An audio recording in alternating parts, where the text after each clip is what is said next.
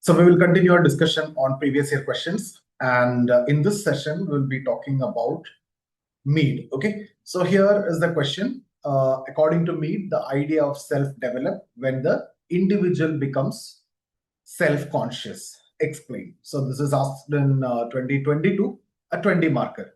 So I'll come to the answer, but before that, let's discuss as usual what all are the elements which you need to incorporate in this particular question.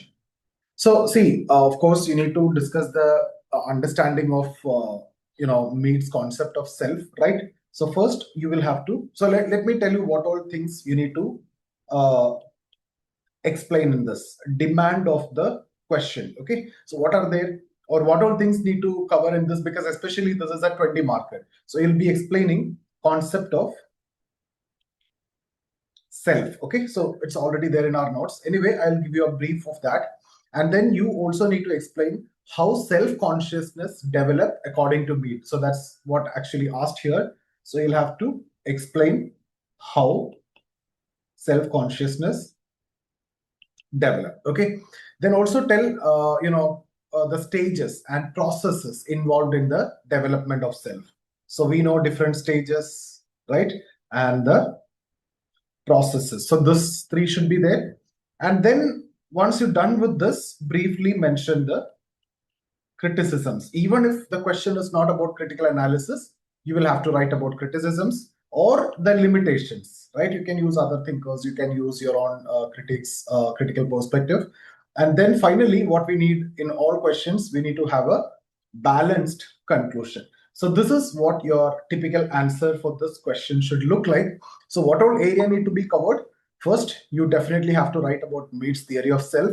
You need to explain the concept of I and me, theory of self, right? And then you need to cover symbolic interactionism briefly, because these are keywords which has to be there in your answer. And you need to mention about role taking, okay? And then different stages like play stage, game stage, that you need to explain, the generalized others, significant others, and then looking glass, right? So looking glass self, you need to mention language and symbols, and then criticism and conclusion. So I hope this is very clear. So that's actually the demand of the examiner. Now let me discuss with the answer here. It is direct, it is straightforward. So we have spent, I think, 2 sessions for explaining this. So I'll be quickly covering this in 10 minutes by presuming that you already know this. So here we are not going to explain this part, okay, in detail. So what could be the introduction? You can say G.H. Mead is one of the founding thinkers of symbolic interactionism, and he argued that self is not innate, but it is socially constructed. So self is socially constructed. And according to him, self develops through interaction with others. So you interact with others, automatically self-develop and gradually emerge as and when an individual becomes capable of viewing oneself from the perspective of society. That means self-consciousness is a product of social interaction rather than biological inheritance. So that's what has been asked also. So you are saying the idea of self-develop when individual becomes self-consciousness, right? So that is what you are actually introducing. Now then you can talk about Mead's concept of self. So that is what I want my contents of this answer. So that I'll quickly go through just as a, just refreshing your memory.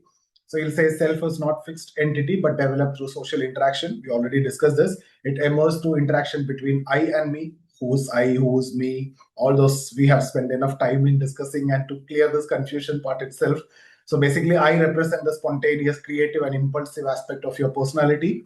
Me represent the organized, socialized, and reflective aspect of, that's shaped by the society. For example, if I'm teaching here, I am teaching, and inside me is evaluating whether I'm teaching according to social standard, according to what you are expecting from me, right? So I teach, me evaluate. That's the best way to explain I and me.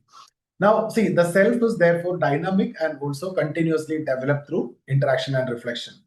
Now, explain the second part, which I've told you, how the individual becomes self-conscious. So here, you can say symbolic interaction and role taking. Explain in your language as per your understanding. So self-consciousness that developed through symbolic interaction, individual learn to take roles of others and anticipate their reactions. Role taking that basically enable the individuals to understand how they appear to others. And Herbert Blumer extended Mead's ideas by emphasizing interpretation and communication in social interaction. All these we have discussed. Now discuss about the play stage. Discuss about the game stage.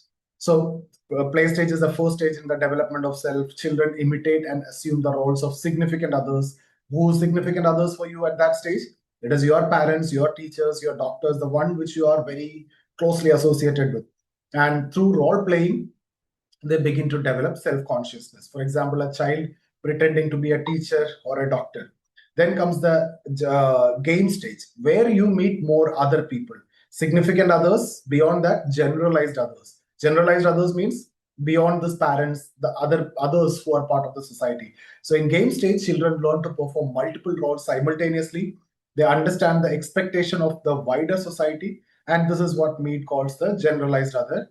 Generalized other means beyond parents, your close people, the others like your friends, your peer group, your other relatives, and other extra, whoever is part of society. Internalization of social norms develop, mature self-consciousness. At this point of time, you'll start learning the norms, expectations of society. Erving Goffman's dramaturgical approach, if you remember, this has been asked in the last year question, and I've also explained this, that complement Mead by explaining the presentation of self in everyday life. So they have asked this question, dramaturgical approach.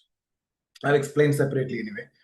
Now, then you talk about socialization and significant others. So that is, family, peers, teachers, and community that shape your self-consciousness. And significant others influence the values, expectations, and role model, right? And socialization help the individual to understand their social identity. Talk about looking glass self also. All these need to be interconnected. So individuals imagine how others perceive them. That's what looking glass. So you look at your mirror through the eyes of others, right? So social feedback contribute to the self-concept.